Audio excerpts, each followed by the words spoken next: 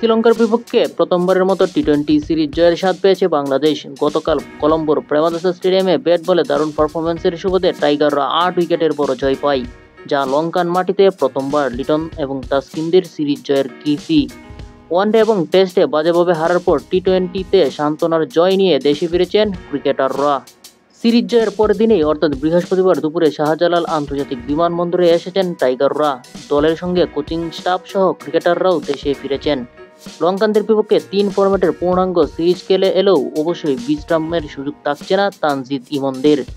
কেননা কাল থেকে আবার তাদের অনুশীলনে নামতে হবে, প্রস্তুতি নিতে হবে পাকিস্তান সিরিজের জন্য।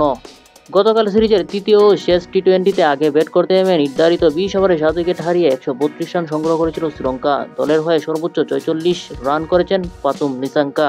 বিপরীতে বাংলাদেশের পক্ষে ১১ রানে ৪ উইকেট শিকার করে ম্যাজিক্যাল ফিগার করেন স্পিনার শেখ মেহেদী। লক্ষ্যতারায় নেমে ১৬.৩ ওভারে ৮ উইকেট হাতে রেখেই জয়ের বন্দরে পৌঁছে যায় বাংলাদেশ।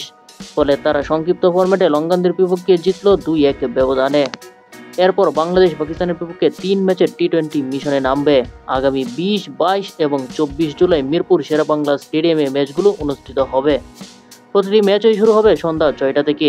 এর আগে বাংলাদেশ দল মে মাসে পাকিস্তানে ৩ ম্যাচের আরেকটি টি-20 সিরিজ খেলে এসেছে, যেখানে ৩-০ ব্যবধানে দবলদোলাই হয়েছে লিটন, শান্ত, মিরাজরা।